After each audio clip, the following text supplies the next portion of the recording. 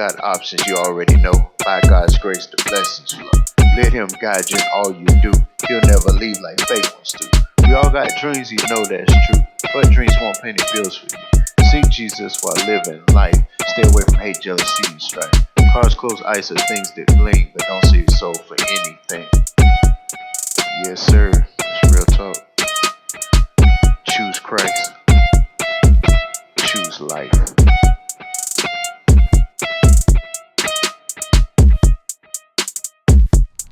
Hey guys, it's your main man, Mr. We Got Options, and I'm back with another one. And as you can see in the background, we're going to be talking about the Ram today. It's my 2021 Ram 1500 Limited 4x4, and I wanted to share 5 things I wish I knew before I lifted my truck. Okay everybody, the first thing I wanted to talk about is how the offset of the wheels affects the truck. So right here, these particular wheels are fuel wheels. They're 24 by 12 and they have a negative 44 offset. So you can see they don't stick out outrageously far, but they do come out, let's say about 2 inches beyond the wheel wells of the truck. And they really had the nice look I was going for. I think they look good when they're rotating as well.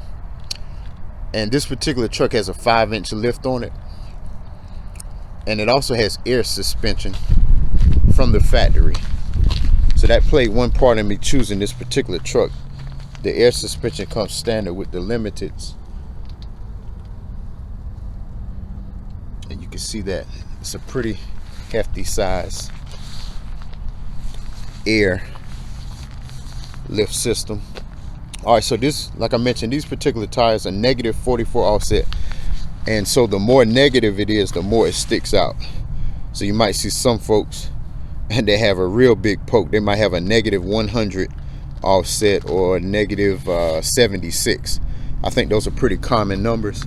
So me, I wanted them to come out some, but didn't want to overdo it. I think that this has a nice stance for the truck.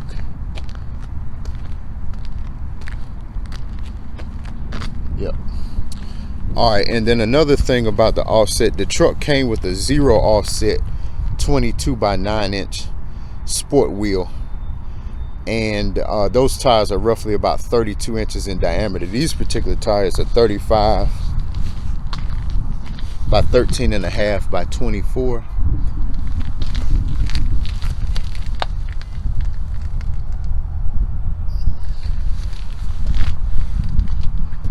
And as I mentioned, the offset definitely makes a difference.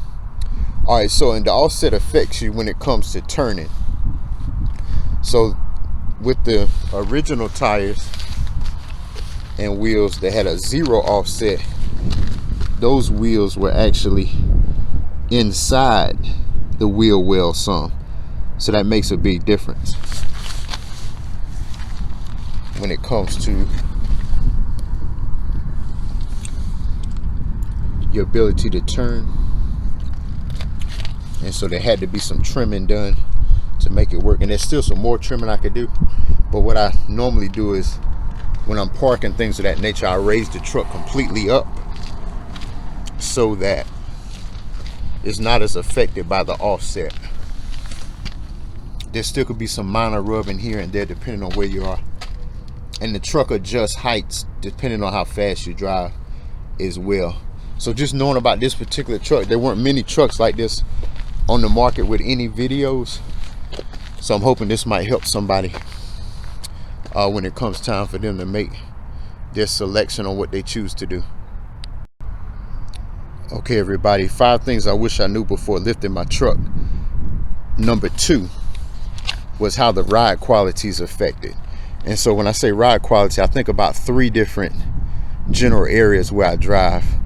Number 1 is street, let's say up to about 45-50 miles an hour, and then highway where you may get in the 55 to 60 range, and then interstate, which may be up to, let's say, 70 if we keep it legal with the speed limit.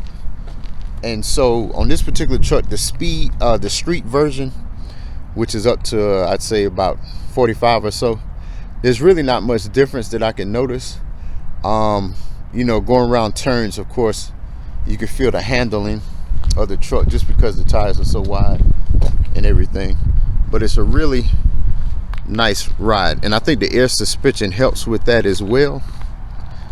Okay, and so next up on the highways, and I would say up to 55, 60, you're still pretty good. You can notice a little bit more vibration or difference in the ride, some, and it all depends on the quality of the road that you're on. That makes a big difference as well.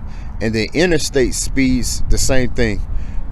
It can be smooth at times. It can also get a little bumpy depending on whether you're on the asphalt or concrete, and how long it's been since the road's been repaved and what condition it's in. But overall, when you lift the truck, you expect some change, and so it's nothing that would stop me from doing it again. And a big thing too is making sure that your tires are properly balanced with a proper road force balance. And that particular balance, they'll put your weights, as you can see in there, kind of in the middle of the rim, and then also on the inner outside portion of the rim as well. There could be some weights. And of course, the company, you want a company that actually installs lifts on trucks to look at your truck and analyze it, and they'll have the proper machines, as long as you don't have anything too outrageous. Of course, like I mentioned, these are 24 by 12s. If you have 30s, 30 by 16s or something, then you really have to find a unique shop to send your business to. Okay, everybody, we're doing a series of 5 things I wish I knew about my truck before I lifted it. This is topic number 3. And what I wish I knew is the actual cost of ownership. Is something that you definitely want to give some thought to. For instance, when it comes to this truck, I would think that an alignment, probably depending on how you drive, where you drive, how rough the roads are, maybe an alignment about every 6 months. And I say the alignment can range from like $100 to $150 depending on where you go. And I recommend a shop that's used to dealing with trucks with 10, 12 inch wide or more wheels and 24s. There's some places that won't touch them, so you want to make sure you do your homework in your area to see where you can take the truck to get it aligned. And then also the balancing of the wheels is very important for a quality ride. And what I recommend is a road force balance, and that's where they put it on the machine and they give it different scenarios. They spin it at different revolutions to imitate different speeds, and then they put the wheel weights on there accordingly, whether it's in the center of the wheel or on the inner portion of the wheel that you can't see along that edge. If there's a lip on the rim, they can also put weights on those edges of the wheel as well. And I think that provided good service for me. And that was that's going to range at probably $200 to $250. And then while they're doing that, they could go ahead and rotate the tires. But if you just want to get an alignment on a rotation, then you're probably looking at $100 for the alignment plus $100 for the rotation. And I'd recommend rotating them about every 3,000 miles. And I'm just about at that point now where I want to rotate mine. Okay, on part 3 continued. I'll just touch base on the tires. It's about time to rotate them.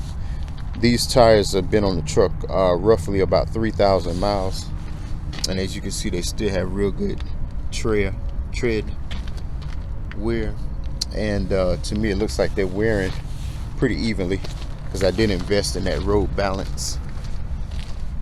force balance for the wheels, rather than a static balance. They got more than one type of balance, so you want to make sure you ask for a road force balance on the wheels.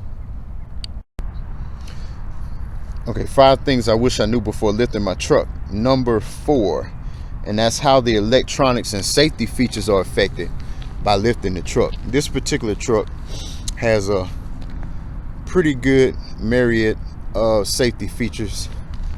It's got the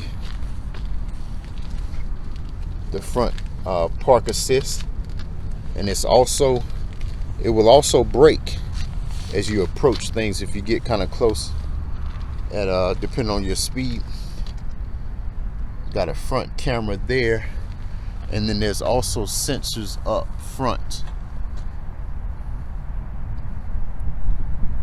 up there above on the outer portion around the rear view mirror. Is what that particular camera is what I use when I'm driving around, and I can do a review on that at another time. So yeah, so in addition to that, of course, we got the rear parking assist. So anytime I pull in the garage, when I get within about a foot or something, it'll go ahead and pop the brakes and slow me down, even though I'm backing in carefully. So I think it's a neat safety feature. I really haven't noticed any change in it. So I'd say the company that you select to do your lift, like I said, you want somebody who has experience with these trucks like this, with all this advanced electronics, and can make sure that they properly calibrate your truck after it's lifted. Okay, everybody, 5 things I wish I knew before lifting my truck. Number 5 is the turning angles, parking, and drive-throughs. So with this particular truck, with the offset and the width of the tires, there's definitely the turning angle has increased. Also, when it comes to parking, there's really no problem. You may just have to, instead of just pulling in and backing right in, you might have to pull back up and kind of readjust a little bit, just out of safety. And this particular truck actually has built into it where it would park itself while you're inside, of course. So that's something I haven't tried that I need to, but it does, you just have to be careful when you're pulling this thing in, and I prefer to park kind of far out anyway. That's just my preference, but to each his own. Another thing, in addition to this part 5, you want to think about when you go through the drive-throughs. There are a lot of drive-throughs where basically you just have a curve on your driver's side and nothing on the other side. So those particular drive-throughs, there's no problem at all. But there are other drive-throughs where it's almost like a driveway, and you've got the curb on both sides. So you really have to be cognizant of that and be careful if you want to try to maneuver through those areas.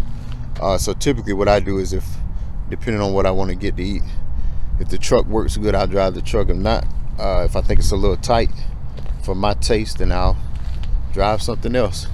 And you always can park in the parking lot and then go inside and grab it. But with COVID, I prefer to drive through at this time.